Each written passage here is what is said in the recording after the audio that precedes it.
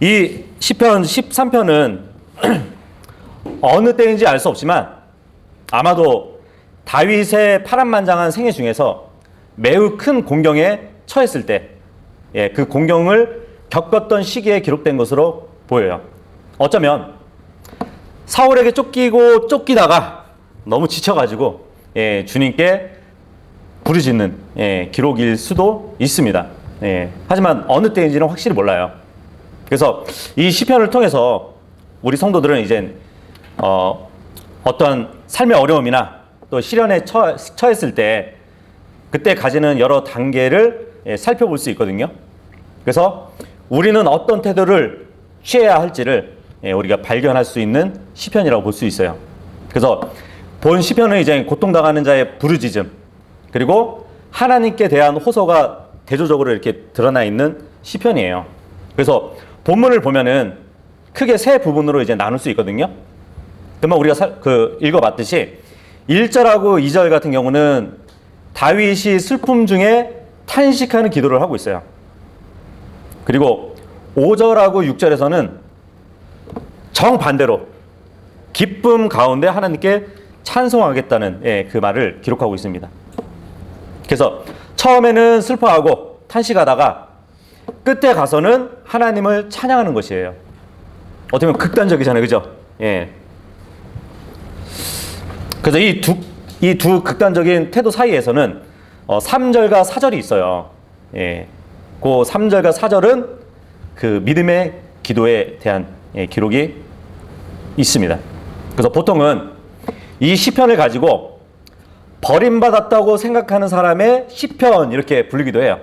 그래서 본문은 다윗의 개인적인 슬픔을 노래한 시편인데 그런 형식의 시편 중에서 가장 짧아요. 또 그리고 슬픔의 노래가 핵심적인 요소를 갖추고 있는 시인데 이 시편 13편을 통해서 슬픔과 고난 속에서 어떻게 하나님께 기도할 수 있는지를 우리가 살펴보기를 원하는 것이에요. 여기 제목에도 보면은 이제 악장에게 준 다윗의 시, 다윗이 기록됐다고 볼 수 있습니다. 우리가 이제 1절부터 살펴볼게요. 1절 읽어보도록 하겠습니다. 시작. 오 주여 어느 때까지 나를 잊으려 하시나이까? 영원히 잊으려 하시나이까? 주의 얼굴을 어느 때까지 내게 숨기려 하시나이까? 이 본문을 보면 고통 가운데 있는 다윗이 하나님 앞에 자신의 마음을 토로하고 있는 것을 볼 수 있습니다. 다윗은 유대인의 모형이 되어가지고 대환란 때에 주님이 자기들을 버리셨다고 이렇게 생각하는 가운데서 자신들의 고통을 호소하는 그러한 모습을 보여주고 있어요. 물론 이제 자신들의 고통을 호소하면서도 회개하는 가운데 메시아의 오심을 바라고 있음을 이 시편을 통해서 보여주고 있습니다. 근데 유대인들이 대환란 때에 외칠 때 이 다윗과 같이 똑같이 외칠 것인데 분명히 이루어질 기도의 응답입니다. 우리도 고난 가운데서 자신의 근심을 주님께 털어놓는 것, 그죠? 또 특별히 우리는 은혜의 왕자 앞에 담대히 나갈 수 있는 사람들이잖아요. 우리는 직접 은혜의 왕자 앞에 담대히 나가서 우리의 근심을 털어놓는 그러한 사람들이기 때문에 어느 정도 우리에는 더 위안이 되긴 해요. 그래서 우리는 믿음을 통해서 담대하게 나갈 수 있고 거기에서 우리의 고통을 호소할 수 있습니다. 하지만 구약 성도들 그리고 앞으로 있을 대환란 때의 성도들은 직접 하나님이 계신 은혜의 왕자 앞에 담대히 나갈 수가 없어요. 대환란 때의 유대인들이 이 지상에서 환란을 당하잖아요. 그죠? 그때 우리는 어디에 있죠? 우리는 저 하늘 왕자, 그 주님의 우편에 있을 것이에요. 그래서 자기 백성의 고난으로 인해서 마음의 고통을 받고 계신 분을 우리는 하늘에서 보게 될 것입니다.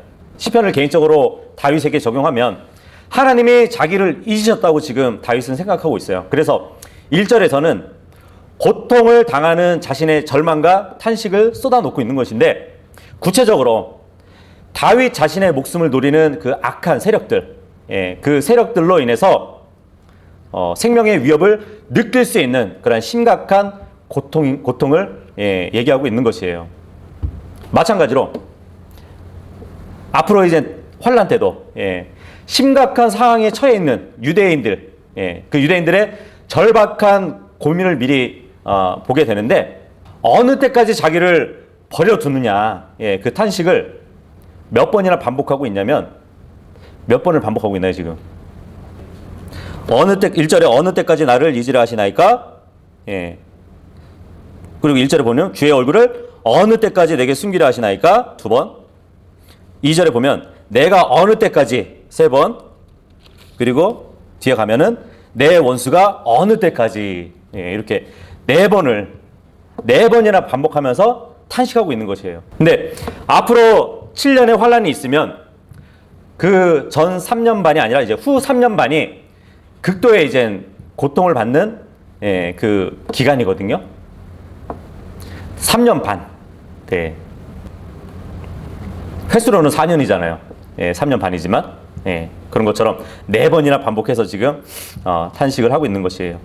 물론 이 탄식은 하나님을 향한 일종의 항변이에요. 기도라기 보기에는 어느 때까지 나를 잊으려 하나이까, 이것은 하나님께 대한 질문이라기보다는 일종의 항변인 것이에요. 어느 때까지 나를 이렇게 버려둘 것인가 항의하는 그 다윗의 심정과 같이 환란 때의 유대인들도 이렇게 외칠 것이란 말이에요. 네. 그래서 욥기서 13장 24절에 보면 앞으로 유대인들이 이렇게 외칠 겁니다. 주께서 어찌하여 주의 얼굴을 숨기시고 나를 주의 원수로 여기시나이까. 환난을 당하는 유대인들은 하나님이 자신들에게 얼굴을 숨겼다고 생각을 합니다.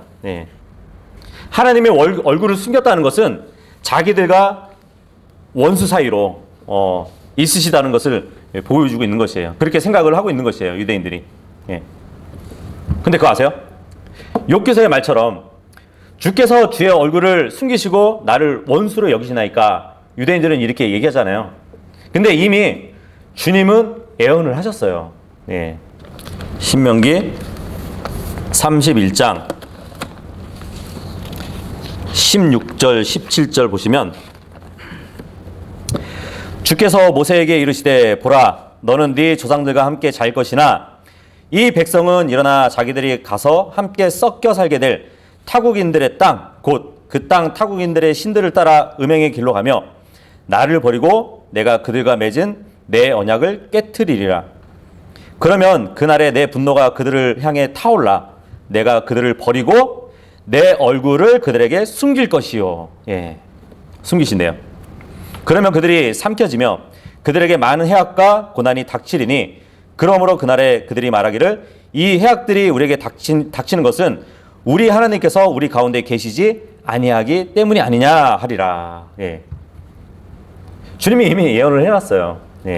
하나님은 모세에게 너가 죽고 난 후에 분명히 이스라엘은 나를 저버릴 것인데 가나안 족속들이 섬기던 그 신을 숭배할 것이라고. 그렇게 되면 하나님의 언약에 대한 그 위반으로 간주될 것이라고. 그렇게 되면 나는 이스라엘을 저버릴 것이라고 그렇게 말씀을 하신 것이에요. 그래서 하나님은 자신을 부당하게 저버린 그 이스라엘 백성들을 정당하게 쫓아버리시고 모든 재난과 또 불행을 자기들의 머리 위에 불러들였다는 그 사실을 깨닫게 될 것이라고 모세에게 이야기하고 있는 것이에요. 이스라엘이 가나안에 들어가기까지 모세는 하나님과 이스라엘 사이에 중재자였어요. 그죠? 그래서 하나님과 이스라엘 백성의 사이에 맺어주기 위해 고생을 했던 모세의 언약이 분명히 깨어질 것이라고 말씀하셨듯이 예수 그리스도께서 오셔서 다시 이스라엘과 하나님 사이에 맺어주기 위한 새 언약을 갖게 되시지만 또 무시한 그 백성들에게도 주님은 자신의 얼굴을 숨기신다고 말씀을 하셨습니다. 결국 유대인들에게 주님은 지금 얼굴을 숨긴 상태예요. 네. 그게 언제까지 가냐면 앞으로 이제 환란 끝까지 그게 이어진다는 말이에요. 주님이 자신의 얼굴을 이스라엘 백성에게 숨겼대요. 근데 이게 마태복음에 가면은 또 비유로도 말씀을 하시거든요. 마태복음 13장 44절에 보면 여기 보면 이제 숨겨진 보물의 비유에 대해서 이렇게 나오는데, 또한 하늘의 왕국은 마치 밭에 숨겨진 보물과 같으니라. 사람이 그것을 발견하면 숨겨두고 그것으로 말미암은 기쁨 때문에 가서 자기가 가진 모든 것을 팔아 그 밭을 사느니라. 이 말씀 보면은 주님이 이스라엘 백성에게 자신의 얼굴을 숨긴 것을 보여주고 있거든요. 44절에 이 비유 보면 하늘의 왕국은 마치 밭에 숨겨진 보물과 같다 그러잖아요. 그럼 이 밭은 뭘 얘기할까요? 갑자기 신천지 모드인데 이거? 네. 위에 38절에 보면은 밭은 세상이래잖아요. 네. 그러면 세상에 보물이 숨겨져 있다는 거잖아요. 그죠? 네. 그러면 이 보물은 뭘 얘기할까요? 네. 이거 책갈피하고 시편 135편. 네, 우리 신천지 아닙니다. 비유풀이. 135편 4절에 보시면, 이는 주께서 자신을 위해 야곱 곧 이스라엘을 택하사 자신의 특별 소유 보물로 삼으셨기 때문이라. 보물이 뭐라고요? 이스라엘이죠. 그러면 다시 마태복음 넘어와서, 그러면 밭에 숨겨진 보물 하면은 어떻게 되는 거죠? 세상에 숨겨진 이스라엘을 얘기하잖아요. 그죠? 그럼 비유풀이가 되는 거죠? 근데 밭에 숨겨진 보물을 찾은 사람이 있대요. 이 사람은 누구일까요? 24절에 보면 13장 24절에 보면, 그분께서 다른 비유를 들어 그들에게 이르시되 하늘의 왕국은 좋은 씨를 자기 밭에 뿌린 사람에 비할 수 있느니라 그러거든요. 여기서도 보니까 사람, 그죠? 근데 37절에 가서 보면 그분께서 그들에게 응답하여 이르시되 좋은 씨를 뿌린 자는 사람의 아들이고, 그러죠? 사람의 아들, 예수 그리스도잖아요. 네. 그렇다면 44절에 다시 와서 사람이 그것을 발견했대요. 예수 그리스도가 발견하신 거잖아요. 그죠? 찾은 보물을 숨겨두었대요. 근데 이 숨겨두었다는 말이 이제 두 가지 의미가 있긴 해요. 첫 번째는 이스라엘 백성에게 거부당하신 주님이 자신을 숨긴다는 얘기예요. 하나님께서 그 이스라엘 백성의 죄로 인해서 그들에게서 얼굴을 돌리신다는 얘기예요. 그래서 여기 44절 다시 보시면 사람이 그것을 발견하면 숨겨두고 이렇게 되어 있죠. 근데 이렇게 보면은 그 이스라엘 보물을 숨겨둔다는 얘기 같잖아요. 그죠? 사람이 그것을 보물을 발견하면 숨겨두고, 그죠? 그 보물을 땅에다가 숨겨둔다는 말처럼 들리잖아요. 보이잖아요? 근데 영어로 보면은 he hide예요. 그가 숨는다는 얘기예요. 사람이 밭에 숨겨진 보물을 발견했어요. 그리고 나서 자기가 숨는 거예요.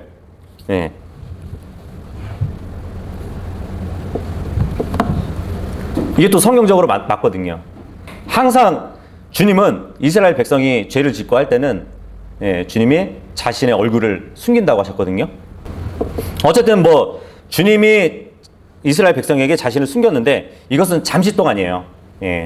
나중에 이스라엘 백성이 징계받은 후에, 대환란 때 징계받은 후에 다시 자신을 나타내셔가지고 긍휼을 베푸실 겁니다. 그래서 우리가 본 시편 13편은 징계 중에 있는 유대인들을 기록하고 있는 것이에요. 어쨌든 보물을 숨겨둔다는 두 번째 의미가 뭐냐면 주님을 거절한 이스라엘 백성을 세상 속에 숨겨버리시겠다는 뜻이에요. 그래서 이 비유는 예수 그리스도의 왕국, 곧 천년왕국이 임하기까지 이스라엘이 어떻게 될 것인가를 보여주는 것이에요. 그래서 천년왕국이 이 땅에서 세워질 때까지 이스라엘은 자기들의 메시아를 거부한 결과로 세상에 숨겨 버려지게 됩니다. 그래서 그들은 세상으로 흩어지게 돼요. 지금도 이스라엘 백성들이 세계 곳곳에 흩어져 있잖아요. 그죠? 세상에 숨겨져 있는 것이에요. 하지만 나중에 주님께서 그 백성들을 다시 모으실 겁니다. 바친 세상이 예수 그리스도의 왕국이 될 것이라고 이젠 계시록에도 나와 있거든요. 그렇게 되면 숨겨두었던 그 보물인 이스라엘은 구원받게 될 겁니다. 우리가 로마서 이렇게 공부해서 아시겠지만 나중에 온 이스라엘이 구원을 받는다고 얘기하잖아요. 주님께서 모으셔가지고 그렇게 하실 거예요. 그리고 여기 보니까 마태복음 13장 44절에 보면 그것으로 말미암아 기쁨 때문에 가서 자기가 가진 모든 것을 팔아 그 밭을 사느니라, 이 말씀을 하고 있잖아요. 그죠? 성경에서 뭘 판다, 뭘 산다, 이런 것은 하나님이 세상에 내리신 저주로부터 뭐 세상을 구속하기 위한 값을 주고 사신 그리스도의 모습을 보통 이렇게 기록을 합니다. 그래서 예수 그리스도께서는 교회뿐만 아니라 모든 세상을 사셨기 때문에 요한계시록 11장 15절을 보면 이후에는 세상의 모든 나라들이 예수 그리스도의 왕국이 된다고 예언되어 있어요. 다시 돌아와서 시편 13편 보면, 그래서 유대인들이 어느 때까지 나를 잊으려 하시나이까 할 때는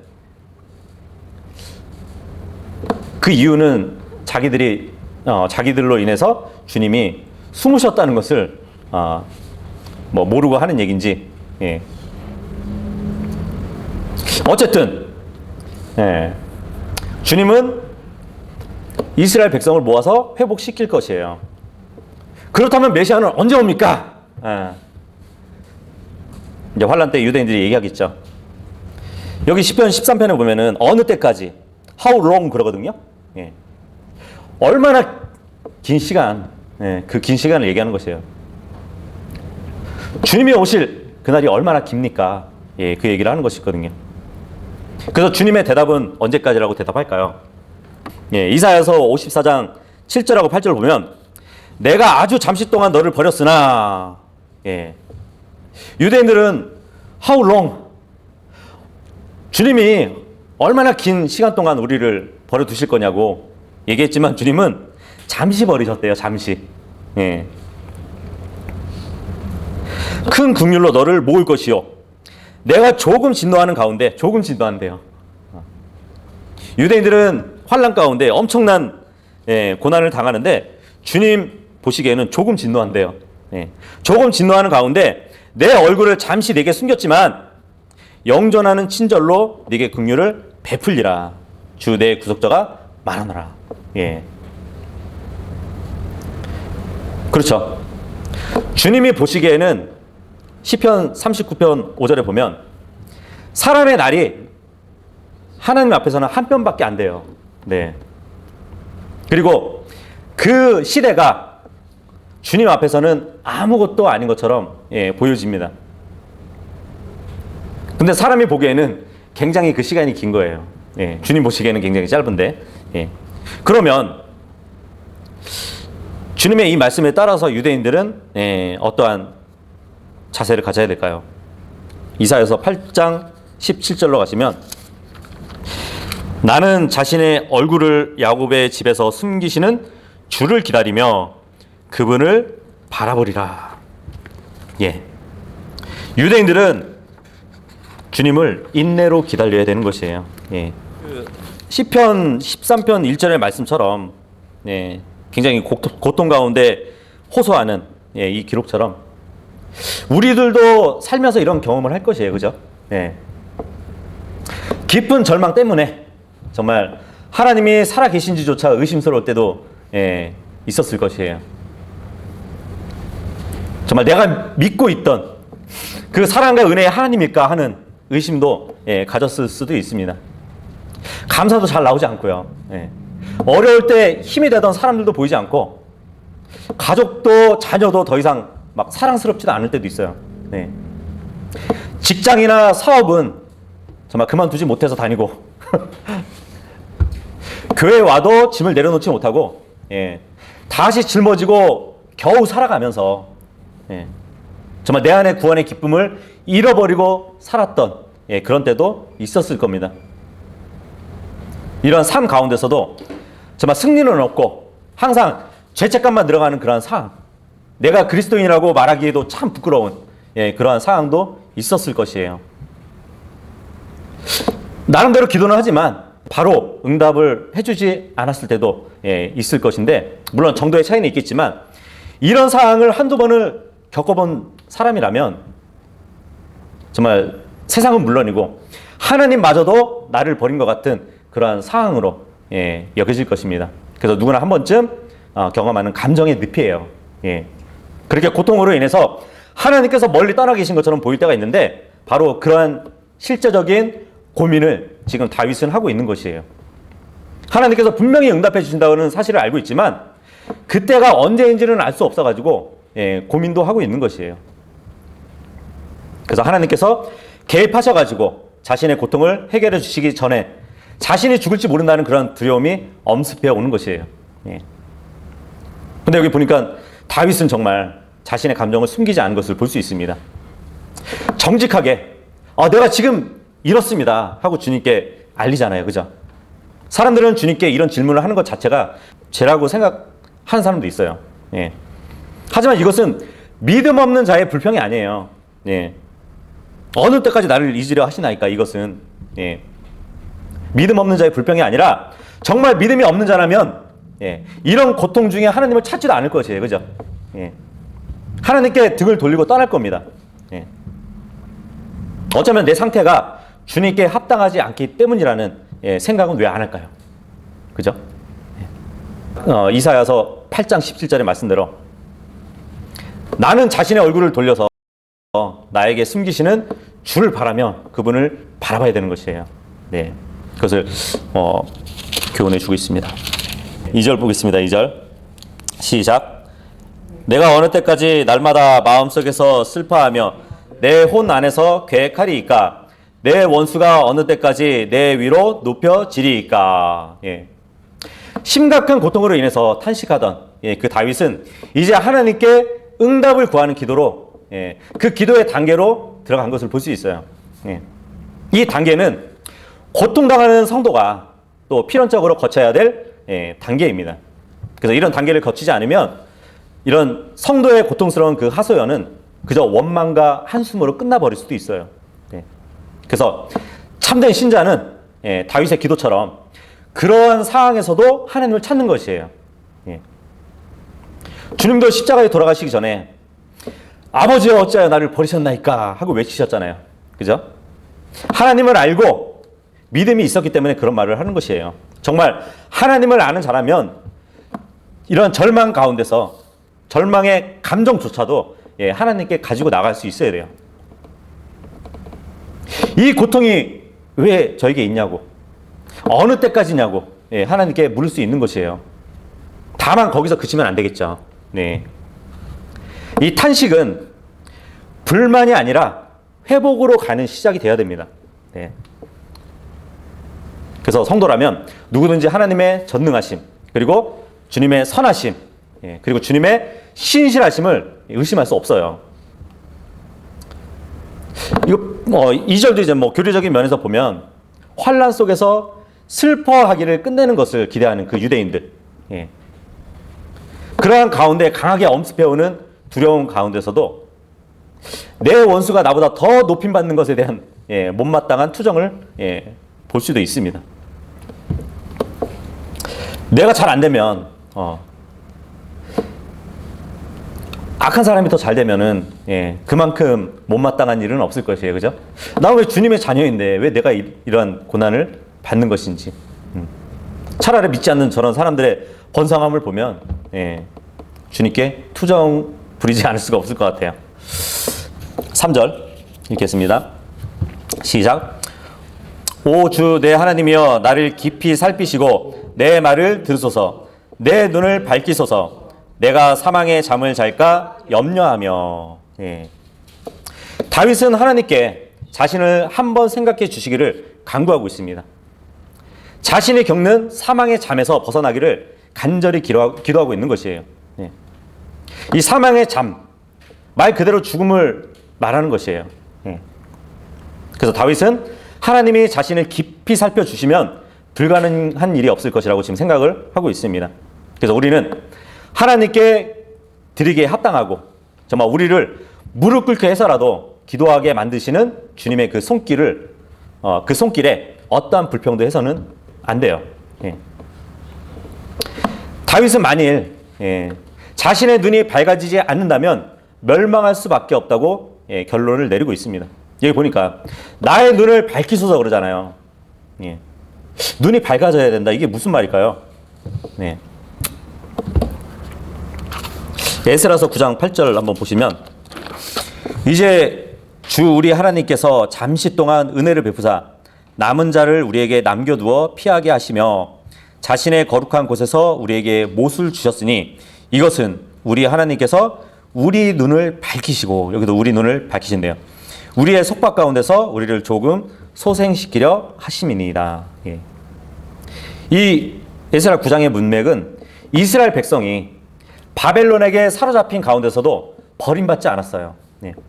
비록 소수이긴 했지만 이스라엘의 남은 자들이 있어가지고 페르시아 왕의 호의를 입어가지고 거룩한 초소에 못을 받고 성전의 성벽 건축을 할 것을 말해주는 내용으로 기록되어 있습니다. 근데 우리가 금방 읽어본 말씀 보면 이스라엘 백성이 소멸되지 않고 소생했다는 표현을 쓰잖아요. 그죠? 예.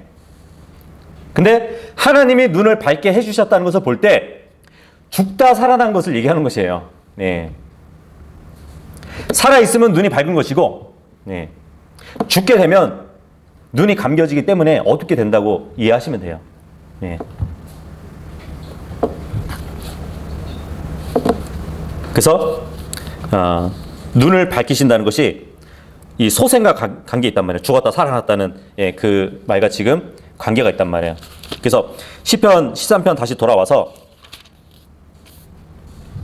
내 눈을 밝히소서 그러잖아요. 3절에. 근데 그 뒤에 보면 내가 사망의 잠을 잘까 염려하며 그러잖아요. 내 눈이 밝다는 것은 눈을 뜨고 모든 것을 볼 수 있는 살아있다는 얘기예요. 하지만 내가 죽으면 눈이 감기게 되겠죠. 그러면은 어두워지는 것이에요. 그걸로 이해하시면 됩니다. 13편 4절 읽겠습니다. 시작. 내 원수가 말하기를 내가 그를 쳐서 이겼다 할까 염려하고 내가 흔들릴 때에 나를 괴롭히는 자들이 기뻐할까 염려하나이다. 지금 다윗은 하나님께 간절히 기도하면서 독특한 내용의 기도를 하고 있어요. 그가 만약 하나님의 자녀인 자신이 그 고통스러운 시험을 당했을 때 만약에 죽게 된다면 원수들의 조롱거리가 되지 않겠냐고. 그리고 하나님의 영광이 가려지게 될지 모른다고 지금 기도하고 있는 것이에요. 정말 하나님의 자녀된 자만이 할 수 있는 기도 같아요. 무작정 때를 쓰는 어린아이의 태도나 뭐 남의 것을 강탈하려고 하는 그러한 탄심이 아닌 진실된 마음에서 간구하는 그 하나님의 자녀된 그 우리의 특권을 최대한 활용하는 기도가 바로 이런 기도일 것이에요. 그러니까 기도를 하더라도 우리가 원하는 것보다는 이것으로 인해서 주님이 욕먹으면 어떡하십니까? 주님이 이렇게 안 해주시면 주님을 믿는 제가 어떠한 간증을 보이겠습니까? 근데 여기 보니까 나의 원수가 말하기를 내가 그를 쳐서 이겼다 할까 염려한대요. 그죠? 대환란 때에 유대인들을 못살게 구는 그 적그리스도가 나중에 승리했다고 그렇게 얘기할까봐 염려된다고 그러한 말로도 우리가 적용해 볼 수 있거든요. 하지만 주님은 절대로 그렇게 두지 않으실 겁니다. 예. 에레미야서 1장 18절 보도록 할게요. 보라, 내가 이날 너를 그 온 땅과 유다 왕들과 그것의 통치자들과 그것의 제사장들과 그 땅 백성들을 대적할 요새도시 세기둥 노성벽이 되게 하였으므로 그들이 너와 싸우더라도 너를 이기지 못하리니 내가 너와 함께하여 너를 구출하리라 주가 말하노라 하시니라. 예. 여기 에레미야 1장 문맥은 이중적으로 적용되는 기록이에요. 예, 역사적으로는 느부갓네살 왕, 예, 그 왕의 공격과 예언적으로는 유엔이 예루살렘을 포위해가지고 공격하는 그런 모습을 보여줍니다. 근데 내가 그를 쳐서 이겼다 하는 것은 적그리스도가 할 얘기가 아니라 나중에 유대 민족이 될 것이에요. 그죠? 그러니 시편 13편의 그 기도가 응답이 된 거잖아요. 그죠? 우리는 응답될 것을 미리 알고 있네요. 그죠? 다시 와서 5절 읽어보도록 하겠습니다. 5절 시작. 그러나 내가 주의 긍휼을 신뢰하였으므로 내 마음이 주의 구원을 기뻐하리이다. 간절하게 하나님께 자신의 상황을 놓고 부르짖었던 다윗이 뭔가를 지금 깨달았어요. 그것은 바로 지난날 자신의 삶에서 그동안 일하시고 돌보셨던 하나님의 풍성한 그 긍휼을 깨달은 거예요. 하나님은 한순간도 자신의 삶에서 방관자가 되지 않으셨어요. 그래서 지금까지 하나님은 늘 다윗의 삶에 함께 하셨고 고통의 때에서 더욱더 가까이 인도해 주셨다는 것을 지금 다윗이 생각하고 그러한 주님을 지금 돌아보게 된 것이에요. 그래서 그것을 깨달은 다윗은 이제까지 자신을 늘 지켜주신 하나님께서 미래에도 지켜주실 것을 지금 확신하게 된 것을 볼 수 있습니다. 갑자기 반전이 돼버렸죠. 그죠? 5절에 와서 6절 읽겠습니다. 시작. 내가 주께 노래하리니 이는 그분께서 나를 관대히 대하셨기 때문이라. 우리가 살펴본 이 시편 6절까지밖에 없는데 몇 절 안 되는 그 시에서 얼마나 놀라운 변화가 일어나고 있는지 보여주고 있어요.